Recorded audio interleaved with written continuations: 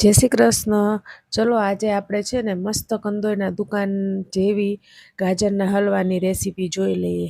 એના માટે મેં એક મોટો ચમચો ઘી લીધું છે. ઘી લેવાનું રીઝન શું છે ખબર છે? કે આપણે ઘીમાં જ્યારે ગાજરના છીણને બરોબર શેકાવા દઈશું ને 5-1 મિનિટ શેકાવા દેવાનું, કલર ચેન્જ થાય ને ત્યાં સુધી. તો કલર છે ને જ્યાં સુધી હલવો બની જશે ને ત્યાં સુધી બહુ જ સરસ કલર આવશે. કલરને આપણે એડ નહીં કરવો પડે. જો કલર કેટલો મસ્ત આવી ગયો છે ને, પછી મેં રેડી દીધું છે 1 કિલો ગાજરમાં 1.5 લીટર દૂધ. તમે 1 લીટર પણ રેડી શકો તો 1 લીટર પણ ચાલે. પછી આપણે એને ઉકળવા દઈશું. બરોબર ઉકળશે ને એટલે એની જાતે જ પાણી બળવા માંડશે, તમને ખ્યાલ આવી જ જશે. જો ઉકળવા માંડ્યું ને, હજુ આપણે એને બરોબર આ બધું દૂધ છે ને જે એ બળી ના જાય ને ત્યાં સુધી આપણે આને રહેવા દઈશું.